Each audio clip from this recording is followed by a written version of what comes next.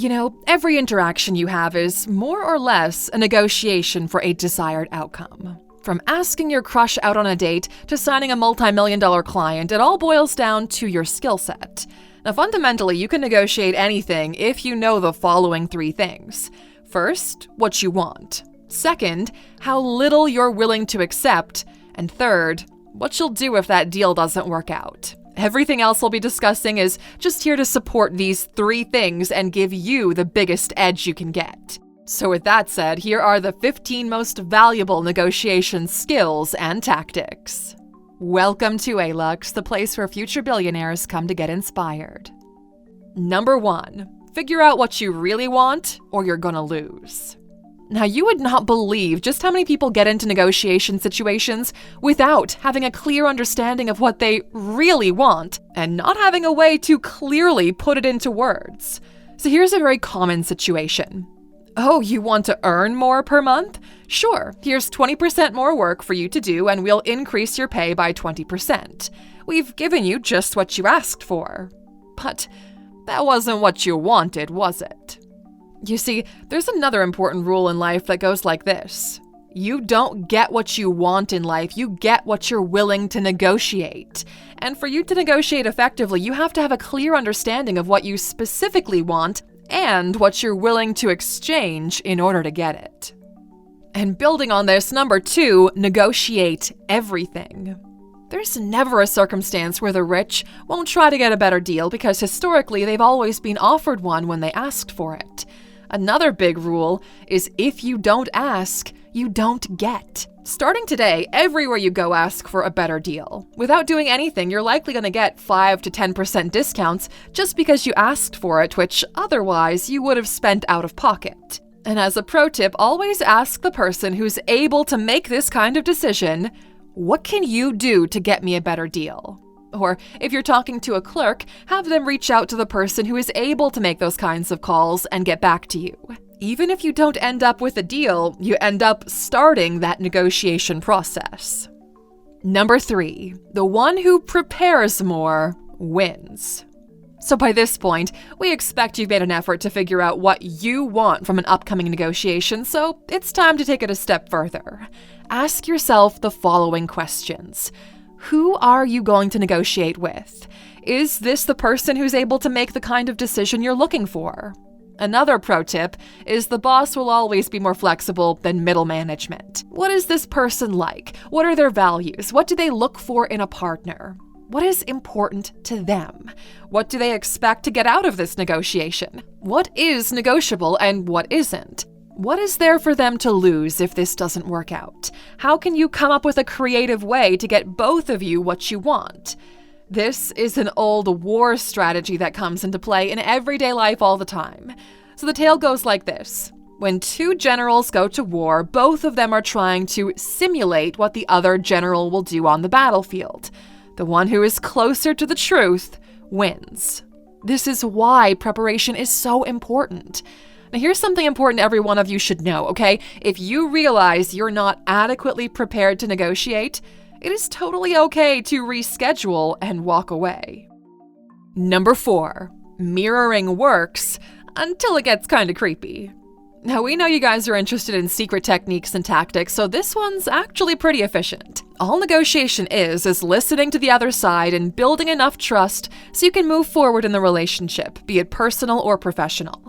Now, this technique focuses on starting your sentences the same way the other person finishes theirs in order to build rapport. Make sure to use the key words that they used in their speech. Now, this is commonly known as mirroring, and people have been using it in both a verbal and nonverbal communication for ages, okay? So begin your sentence with the last 3 words and then add what you're going to add afterward.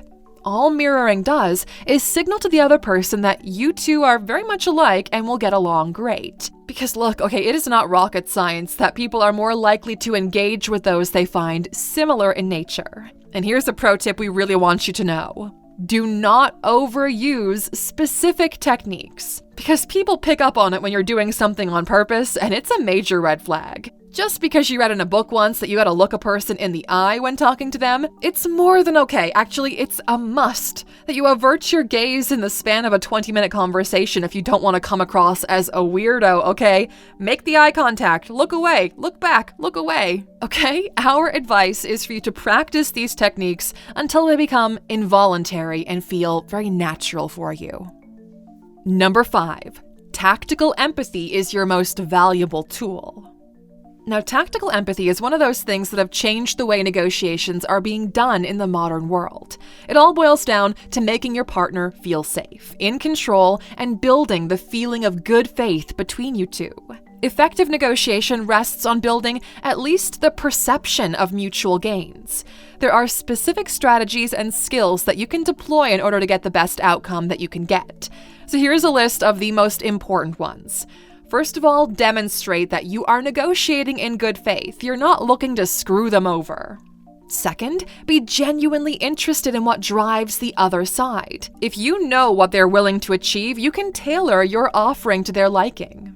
Third, don't suppress emotion. Use them to keep that ball rolling.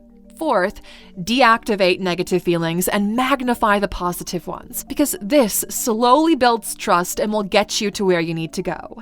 And fifth, look for the tells. People will signal what they really want, even if they don't verbalize it. And you know what? Inside the Alux app, we actually have an expert course dedicated to building up your negotiation skills. It's called Master Negotiator in 15 Days.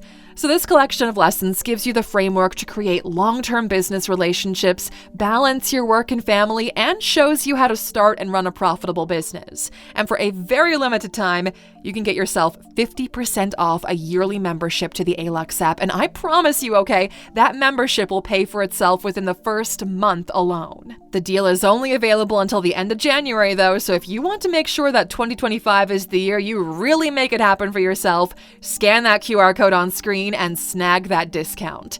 By this time next year, people will be wondering how the hell you got so far so fast. So, I'll see you on the inside. Number 6, smart people search for smart trade-offs. Always look for the smart trade-offs no matter what you do in life. Now, here's what we mean when we say smart trade-off.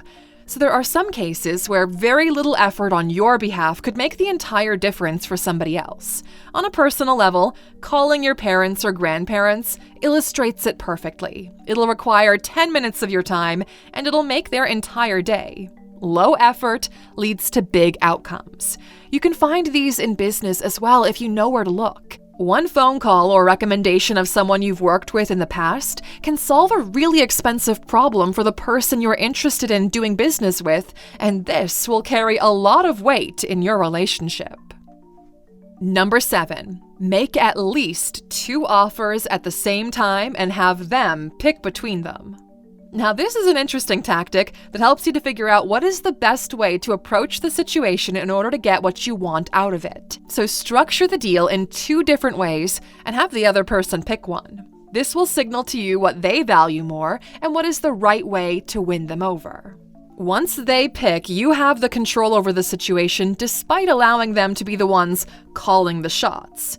And one very important thing to note here is that if you have the power in a negotiation, do not talk about it. Keep your mouth shut and play that game until the end. Number 8. When negotiating with people that you care about, reputation trumps an ultimate win. Now, this takes a level of maturity to pull off. Sometimes, winning is too expensive. This happens in marriages all the time. Would you rather not talk to your wife for a week just to prove you were right?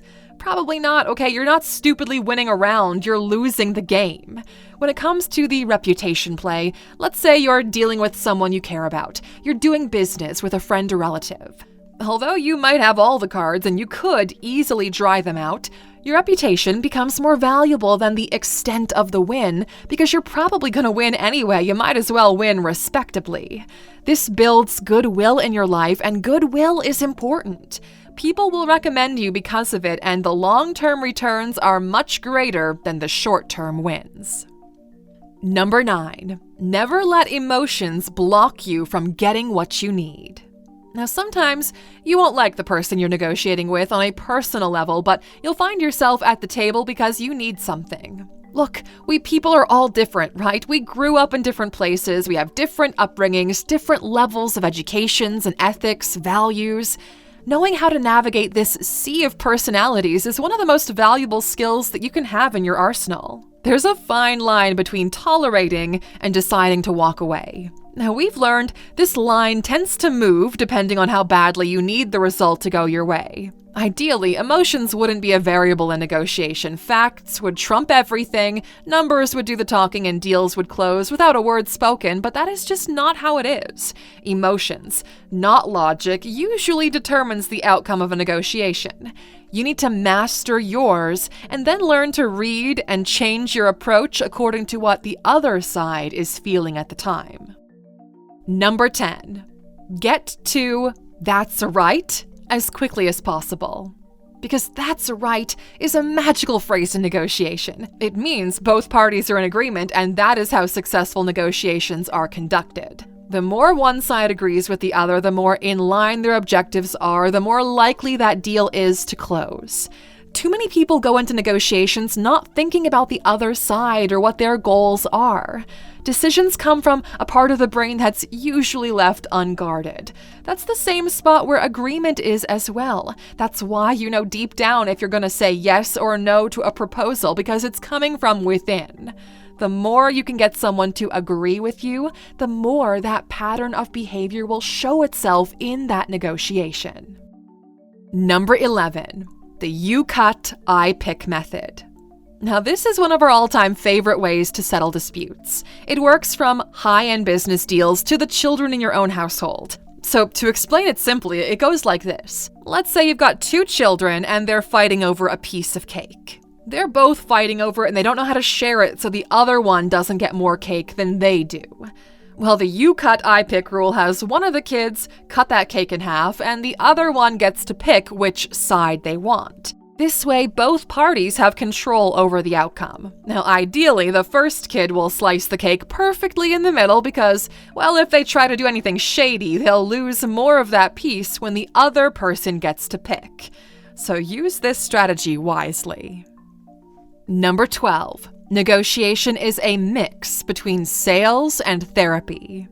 Now, some people never listen, but some people never ask. In order to be a successful negotiator, you have to understand both and know when to use each. There's a time for selling and there's a time for listening, and it just so happens the more you listen, the more you understand when is the right time to sell.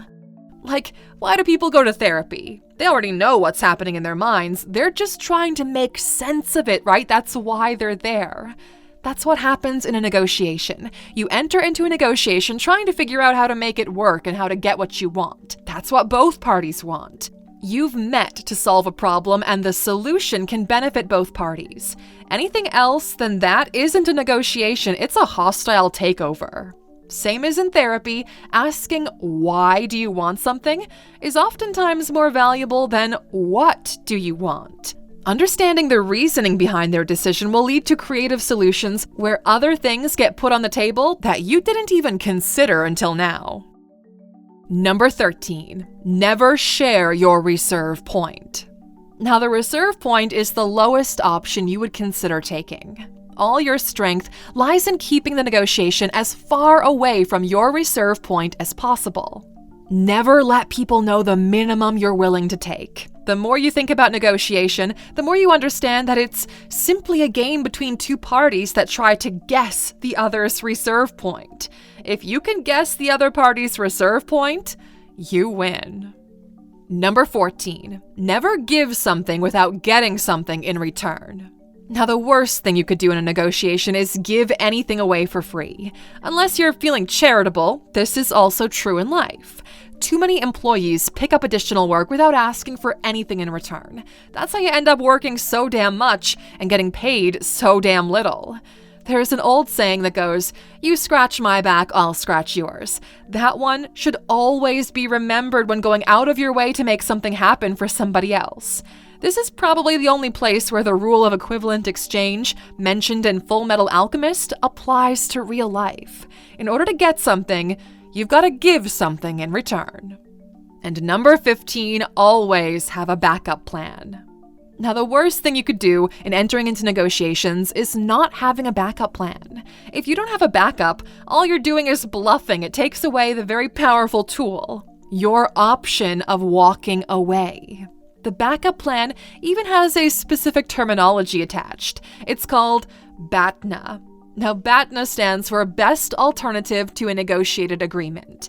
This is the type of info they used to teach us in business school, by the way, but we never used that terminology since, though there is some truth to it. How good is your alternative? What kind of differentiator are we talking about? Quality, price, time to deliver? You need to consider all of these. Think of it like this. If you go and ask for a raise, knowing that you have another job lined up at a different company if your boss says no, how does your approach differ? Would you feel in control and powerful enough to stand your ground? Sure you will. BATNA is all about acquiring as much control on your side as possible, which brings us to today's question.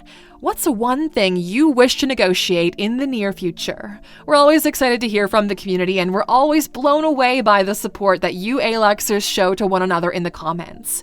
And as for those of you still watching until the end, here's one of our mantras that served us very well throughout life. Today's bonus rule is that reality is negotiable, okay? Because those of you who've been Aluxers for a long time might remember this because it's something that we 100% believe in. There are some things outside of your control, like the place you were born, who your parents are, but your reality is not one of them, okay? Your reality is yours. You are living and crafting it based on what you expect it to be and what you're willing to give in return. When we first realized that you can quite literally negotiate with reality, our entire life view changed. You can ask reality for anything and it'll require specific things in return. Those specific things will require effort, but since you're already at the negotiation table, you know they're worth it for you. You want a big house? Life is willing to give it to you in exchange for X amount of effort. You want a lovely family? Well, this is what you have to trade for it. That's what people really mean when they say life is endless in possibility. You can quite literally negotiate almost every aspect of your life. If you're willing to make that trade, you can rid yourself of everything you don't like or don't want. But most people don't want to make that trade. Good negotiations take time, effort, and resources. Big deals don't get closed in minutes or days. It takes big companies sometimes years to figure out how to make a deal, and you're sitting there expecting life to give you everything you ever wanted the next morning? Of course it won't. Take this moment in time to think about your reality and what you can negotiate. You want a better job? Negotiate for it. You want more time with your kids? Negotiate for it. For anything you want, there is someone that you can negotiate with. We can't wait to hear what you do with these lessons, Aluxer, and what you'll negotiate for yourself. It's been an honor having you here with us today, and we're thankful to every one of you that made it this far in the video.